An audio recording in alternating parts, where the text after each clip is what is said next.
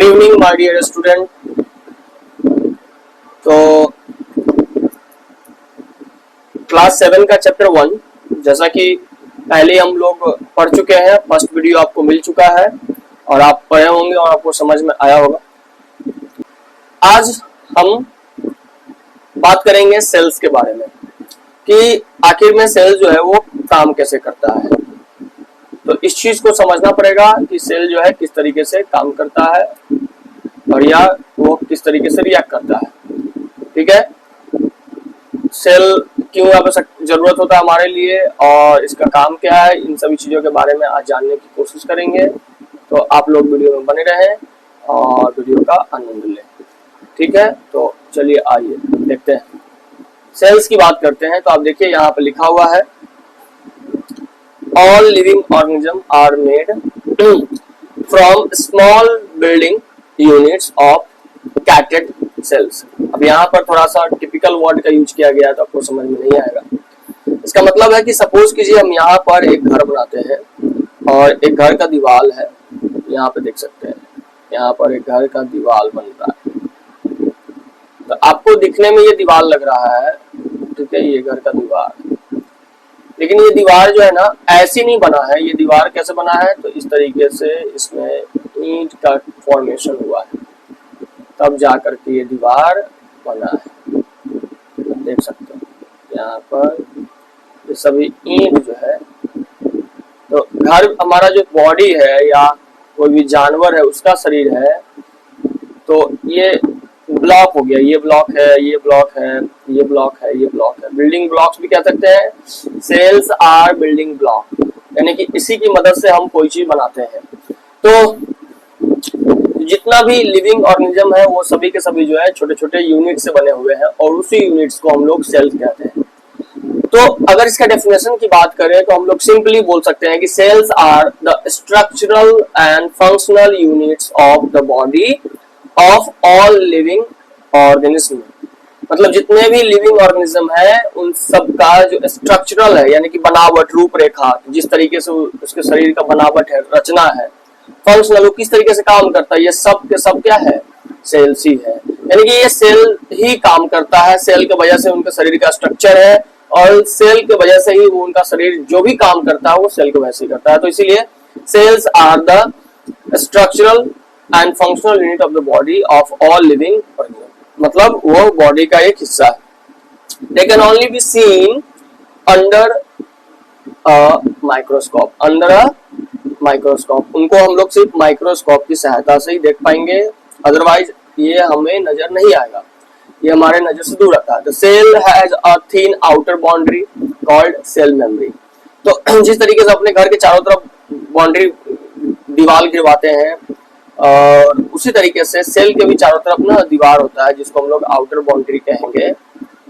तो उसको हम लोग, आउटर बाउंड्री को हम लोग सेल मेम्ब्रेन कहते हैं। ठीक है प्यारे बच्चों, आपको समझ में आ रहा होगा कि सेल मेम्ब्रेन क्या है। तो इस तरीके से हम अगर इसका स्ट्रक्चर बनाते हैं तो सपोज कीजिए कि ये एक स्ट्रक्चर है, उसके बाद एक ये है और बीच में, तो बीच वाला जो एरिया है ये न्यूक्लियस है और ये जो लेयर है, ये लेयर और ये लेयर। देखिए अब इसको अच्छे से समझना पड़ेगा कि आपको ये समझ में आ जाए कि हाँ ये बात क्या है। तो बीच में न्यूक्लियस है, न्यूक्लियस और ये वाला जो एरिया जो है ना ये सेल मेम्ब्रेन है। ठीक है, यानी कि बाउंड्री है। तो न्यूक्लियस और सेल मेम्ब्रेन के बीच में जो भी चीजें पाई जाती हैं या जो कुछ भी है वो सब के सब क्या है, न्यूक्लियस और सेल मेम्ब्रेन के बीच में जो कुछ भी है उसको हम लोग साइटोप्लाज्म कहते हैं। तो आपको ये बात समझ में आया होगा कि न्यूक्लियस और ये साइटोप्लाज्म जो है वो किस तरह का होता है, जेली लाइक होता है। कैसा होता है, जेली लाइक। तो न्यूक्लियस और ये जो है सेल मेम्ब्रेन के बीच का जो एरिया है उसको हम लोग कहते हैं साइटोप्लाज्म। ये मतलब बुझिए कि 70 to 90% हिस्सा जो है ये ही कैप्चर किया रहता है। 70 to 90% जो है, 70 to 90% किसी भी सेल्स का जो ऑक्यूपेशन है वो साइटोप्लाज्म के द्वारा ही है। तो आई होप आपको समझ में आया होगा कि cells are the structural and functional units of the body of all living organism. तो सेल्स क्या है, जितने भी लिविंग ऑर्गेनिज्म है उन सबका स्ट्रक्चरल एंड फंक्शनल यूनिट है। तो उसी की वजह से उस चीज का बनावट हुआ, स्ट्रक्चर बना है और उसी की वजह से उसका काम भी होता है। मेरा आवाज जो है ना, पता नहीं मुझे अपना आवाज ही पसंद नहीं है। जब मैं रिकॉर्ड करता हूँ तो वो आवाज जो है थोड़ा सा मतलब इस तरीके से लगता रहता है जैसे कि कोई साउंड बहुत ज्यादा अनप्लीजेंट साउंड के जैसा है। तो हम बहुत कोशिश करते रहते हैं कि हम थोड़ा, इस चक्कर में और खराब हो जाता है। हम थोड़ा चाहते रहते हैं कि थोड़ा फाइन बोले, थोड़ा क्लियरली बोले, लेकिन शुरू से ना कहा जाता था कि बचपन में हम थोड़ा तोतले टाइप के थे, स्टैमरिंग करते थे। तो ठीक है दोस्तों, जैसा है भगवान को बनाया गया है और हम बहुत कभी कभी नाखुश होते हैं, but I am very happy with it. तो ठीक है, चलिए आगे बढ़ते हैं। The inorganic raw material, inorganic आपको कल भी बताए थे कि इनऑर्गेनिक मैटर के बारे में बात कर रहे थे। तो CO2 is taken from the air through the tiny pores present on the surface of the leaves. तो सपोज कीजिए यहाँ पर ना एक पत्ता हम बना रहे हैं, ठीक है, और ये पत्ता का स्ट्रक्चर इस तरीके से होता है, पत्ता मतलब लीव्स। तो ये ठीक है, अब ये जैसा भी होता है ऐसे होता है शायद, ठीक है। तो इनमें ना ये छोटा छोटा छिद्र होता है, तो इसी छिद्र को हम लोग कहते हैं स्टोमेटा। तो इसी छिद्र से होकर के दो चीजों का आवागमन होता है, तीन चीजों का होता है। CO2 अंदर आता है, O2 बाहर जाता है और H2O भी बाहर जाता है। आई होप आपको ये अच्छे समझ में आया होगा। तो यहाँ पर आप देख सकते हैं कि stomata water is absorb through the roots of the plants. और जो जड़ होता है, देखिए अब हम एक पिक्चर बनाने जा रहे हैं पौधा का, और उसी पौधा के पिक्चर से हम आपको समझाने की कोशिश करेंगे। तो देखिए ये एक पौधा बना रहे हैं,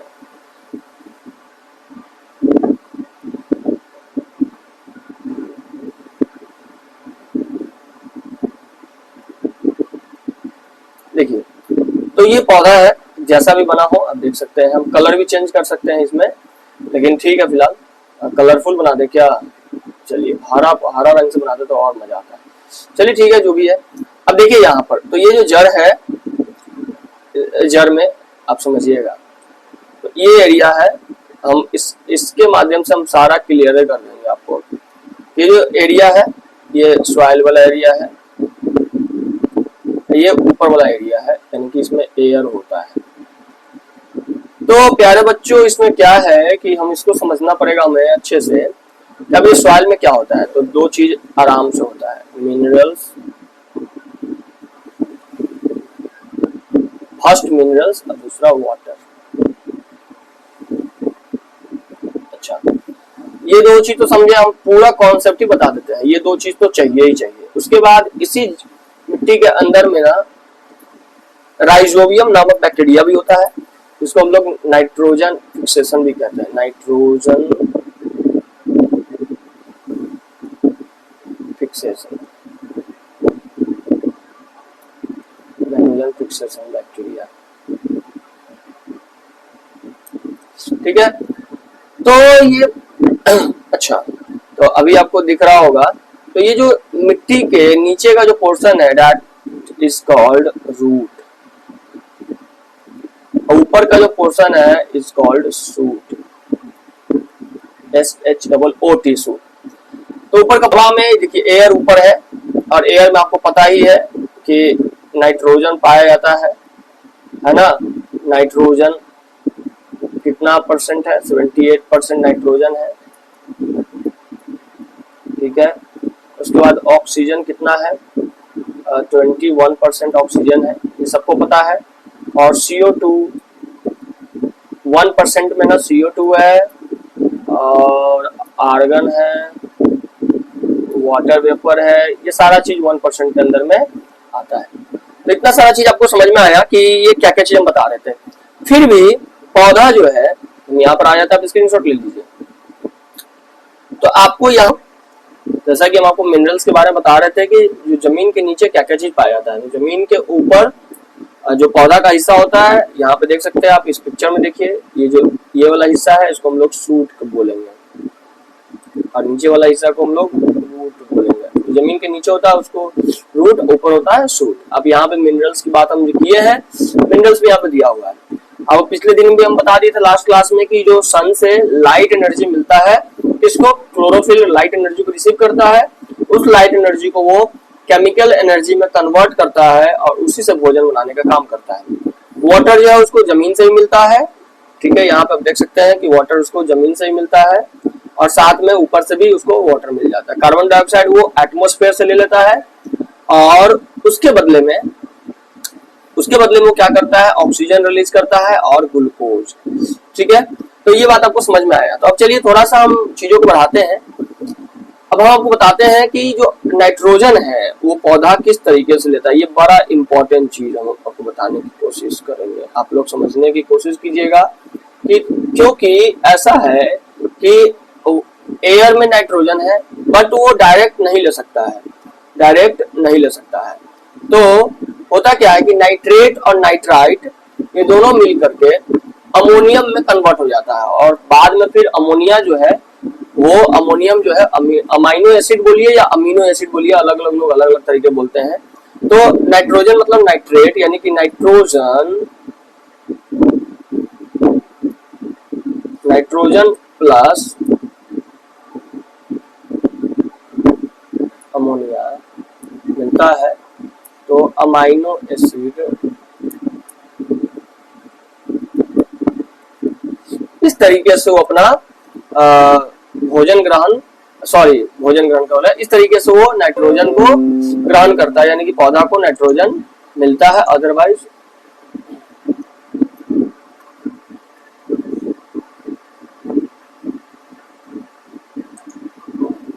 तो अगर पौधा को नाइट्रोजन नहीं मिलेगा तो क्या क्या चीज की कमी हो जाएगी बता देते हैं। सबसे पहला प्रोटीन, मतलब पौधा का ही हम लोग अक्सर चीज पौधा का ही खाते हैं, तो प्रोटीन नहीं मिलेगा। प्रोटीन कौन बनाता है, नाइट्रोजन। तो नाइट्रोजन के वजह से ही प्रोटीन बनता है। तो अगर नाइट्रोजन की वजह से प्रोटीन बनता है तो नाइट्रोजन तो चाहिए, इसलिए नाइट्रोजन डायरेक्ट न लेकर के एयर से वो इस प्रोसेस के माध्यम से लेता है। चलिए ये आपको क्लियर हो चुका है। आप ऊपर में देख लेते तो कुछ और चीज छूटा हुआ है। अब ये कुछ और भी चीज, ऐसा कोई भी चीज नहीं छूटा हुआ है जो कि हम बता सके आपको। चलिए ऊपर का ये पूरा क्लियर हो गया है। तो अब समझते हैं। अब ये जो है आपको पता चला, ये जो वाटर है ये नीचे से मिनरल्स नीचे से ऊपर गया, तो ये कैसे गया? तो इसके पीछे एक कारण है, मस्कुलर टिश्यू इसको कह सकते हैं। इसमें दो होता है, एक जाइलम वेसल्स होता है और एक फ्लोएम वेसल्स होता है। तो इसके बारे में हम आगे जानने की कोशिश करेंगे। एक पाइप होता है, इसमें ना पौधा है, पौधा में ये पाइप लगा होता है, यहाँ पे एक पाइप होता है और यही पाइप सभी जगह फैला हुआ है, इसको हम लोग जाइलम वेसल्स कहते हैं। तो यही क्या करता है, हर एक जगह जगह पर वाटर और मिनरल्स को पहुंचाता है। और जब लीव्स जो है खाना बना लेता है, जब लीव्स खाना बना लेता है तो उस खाना को वापस अलग अलग पार्ट में पहुंचाने का काम फ्लोएम वेसल्स का है। चलिए बच्चों, तो आगे देखते हैं कि आगे हमें क्या समझना है। Green plant possesses chlorophyll in their leaves which capture the energy of the sunlight. जैसा कि हम बता चुके हैं कि सनलाइट के एनर्जी को, यानी कि लाइट एनर्जी को कैप्चर करता है और उसी का इस्तेमाल करके, यानी कि लाइट एनर्जी का यूज करके वो फूड बनाता है। उस फूड को हम लोग स्टार्च भी कहते हैं। कल भी बताए थे कि स्टार्च क्या होता है, जो भोजन वो स्टोर कर लेता है ना पौधा अपने लिए, उसी को स्टार्च कहते हैं। ड्यूरिंग द प्रोसेस, इस दौरान ऑक्सीजन रिलीज होता है। फोटोसिंथेसिस एक यूनिक प्रोसेस है जिसमें सोलर एनर्जी को कैप्चर करके पत्तों के द्वारा store in the plant in the form of food, उस सोलर एनर्जी को भोजन के रूप में स्टोर कर लिया जाता है। Sun is the ultimate source of energy, that is why we used to call sun is the ultimate source of energy for all living organism. यानी कि सारा जो एनर्जी है, इसको समझने के लिए हम बहुत सारा एनर्जी, मतलब आप पावर भी कह सकते हो, पावर भी जो है ना अल्टीमेट सोर्स ऑफ लाइट भी कह सकते हैं इसको, अल्टीमेट सोर्स ऑफ एनर्जी। जैसे एक लकड़ी है, ये लकड़ी है, मान के चलिए ये कब जलेगा, आप पहले बताइए ये कब जलेगा? अगर ये गीला है तो इसमें आग लगाएंगे आप, ये लकड़ी नहीं जलेगा। लेकिन जब इसको हम सुखाएंगे धूप में, ये जलेगा। क्यों जलेगा? क्योंकि ये क्या किया, सन को एब्जॉर्ब कर लिया है। सन को एब्जॉर्ब करने की वजह से ये लकड़ी जलना प्रारंभ करेगा। प्रोडक्ट ऑफ फोटोसिंथेसिस क्या होता है? तो फोटोसिंथेसिस होने के बाद, यानी कि ये प्रकाश संश्लेषण की प्रक्रिया होने के बाद सबसे जो खास करके जो चीज बनता है वो बनता है कार्बोहाइड्रेट। ठीक है, it produces glucose as food material which later gets converted into starch. उसके बाद ग्लूकोज फूड मटेरियल के रूप में क्या बनता है, ग्लूकोज, बाद में उसी ग्लूकोज को स्टार्च के रूप में कन्वर्ट हो जाता है। ये स्टार्च कुछ नहीं है, जो पौधों में फल होता है ना या बीज होता है, वो सब स्टार्च के रूप में ही होता है। The presence of starch in leaves indicate the occurrence. अगर किसी पत्ता में स्टार्च है तो इसका मतलब है कि उसमें फोटोसिंथेसिस होता है। तो प्यारे बच्चों, आज हम लोग यहीं तक पढ़ेंगे। इसके बाद कल जो है ना, कल के वीडियो में देखा जाएगा, क्योंकि वीडियो जो है समझाने में समय लगता है और वीडियो बहुत लंबा हो चुका है। तो इसके बाद हम लोग कल पढ़ने की कोशिश करेंगे। आज हम क्या क्या चीज पढ़े हैं, तो प्रोडक्ट ऑफ फोटोसिंथेसिस पढ़े हैं कि फोटोसिंथेसिस का जो प्रोडक्ट है वो क्या क्या होता है। उसके बाद हमने क्या पढ़ा, हमने पढ़ा सेल्स के बारे में। सेल क्या क्या, सेल में 3 हिस्सा के बारे में पढ़े हैं, एक सेल का न्यूक्लियस, साइटोप्लाज्म और सेल मेम्ब्रेन। तो अब हम लोग कल जो है इसके आगे का चीज पढ़ेंगे। स्टोमाटा का यहाँ पर आप देख सकते हैं, ये पिक्चर भी दिया हुआ स्टोमाटा का, तो ये सब हम लोग डिटेल में पढ़ लेंगे।